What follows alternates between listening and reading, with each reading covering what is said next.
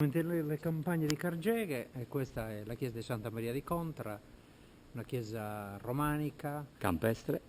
una chiesa campestre certamente. Questa in definitiva era un punto d'appoggio dei padri che risiedevano soprattutto a Saccargia, era una loro dépendance in questo territorio Ma distante. erano francescani, valosombrani, benedettini. Forse no, adesso non vorrei sbagliare, non lo dico.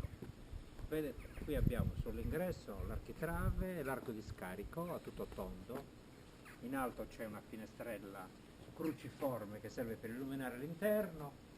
A sinistra e a destra abbiamo due mensoloni perché quasi certamente in un'epoca successiva era stato aggiunto a un piccolo portico. E la campanella e il campanile, il tipico campanile a vela. Questa struttura invece, come si può vedere benissimo, è stata aggiunta successivamente. Quindi questa è la centro. chiesa che è stata ristrutturata da poco. Questa è stata ristrutturata recentemente e restaurata con un sistemazione del bel piazzale, eccetera.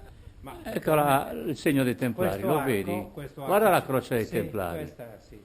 Quindi La questa croce- struttura, anche questa struttura, molto probabilmente apparteneva ai Templari. È Probabilmente possibile. È possibile che nel corso della sua vita, vedete qui la parete esterna, che adesso con la monofora, con la finestrella, Ecco la monofora. con la doppia strombatura, vedete che abbiamo una strombatura all'esterno, perché prima che aggiungessero questo portico, la luce penetrava da quella finestrella e aveva un tempo più lungo di diffusione all'interno. Ma nella provincia di Sal ci sono anche esempi di questo tipo di stilema riguardo alla doppia strombatura della finestrella? Ah, sì, quasi tutte. Quasi Nel periodo tutte. romanico le finestre sono molto strette, Quindi anche Plaiano? sono tipo feritoie, per cui si ha necessità per avere una luce con un tempo più prolungato all'interno di fare una doppia strombatura. Doppia perché c'è all'esterno e all'interno. Vediamo, vedete, tutta questa parete longitudinale è stata poi successivamente aggiunto questo portico che serviva certamente per il rifugio dei pellegrini che magari nel periodo in cui seguivano la novena. Anche in alto nella parete della navata c'è la finestra cruciforme, se ti allontani la puoi far vedere a tutti, c'è una replica praticamente della finestrella che abbiamo sulla facciata e poi l'abside, quest'abside con una luce, vedete che l'arco è già un po', l'arco richiama l'arco gotico, quindi siamo alla fine del periodo romanico, perché già arrivano le nuove conoscenze, si abbandona l'arco a tutto sesto e si sostituisce. Comunque non sono molte le chiese romaniche che hanno questa struttura. Con l'abside semicircolare. Più o meno tutte ce le hanno. Più o meno tutte. Vedi l'architrave tagliato con la strombatura e con l'arco ogivale, ad ogiva, un po' a sesto acuto.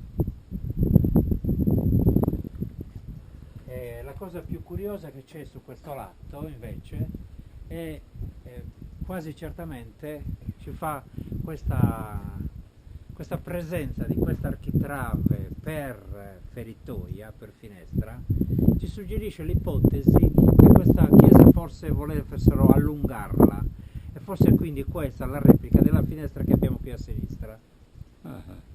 Quasi certamente poi invece ci hanno ripensato e quindi hanno chiuso con una mensola.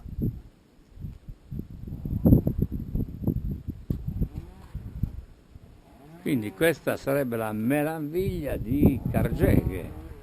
Assolutamente, questa è la chiesa, l'architettura più antica di quest'area, perché tutte le altre strutture qui sono seicentesche o del Settecento. Questa è in puro stile romanico, soprattutto per quanto riguarda la facciata dell'ingresso, perché abbiamo questo arco a tutto sesto. Mi ricorda molto San Paolo di Milis, lo sai. Beh, tutte le chiese romaniche di quel periodo, la struttura era questa. È uguale. La struttura era questa, abbiamo la facciata a capanna, dove non c'è l'oculo circolare, che magari era anche occupato da un rosone, qui abbiamo una finestra invece cruciforme. In genere la finestrella cruciforme è nell'altra parete, in quella di fondo. Qua invece abbiamo una doppia. Qui invece c'è su tutte e due le pareti, sia sulla facciata che la controfacciata. Campanile a vela, abbiamo gli stipiti quasi monolitici, quello di sinistra è proprio un'unica pietra lavorata, sulla destra invece no, abbiamo l'architrave, sull'architrave c'è questa lunetta che qui è spoglia con un arco di scarico a tutto sesto. Spesso questa lunetta è occupata invece così da una ceramica o da una pittura, da una raffigurazione che si riferisce quasi sempre al titolo della chiesa. Questa è Santa Maria di Contra, probabilmente perché Contra fa pensare magari all'incontro dove si riunivano, dove si trovavano gli abitanti di questa zona nel periodo medievale e dove venivano, si incontravano qui per pregare, riunirsi in preghiera, assistiti dai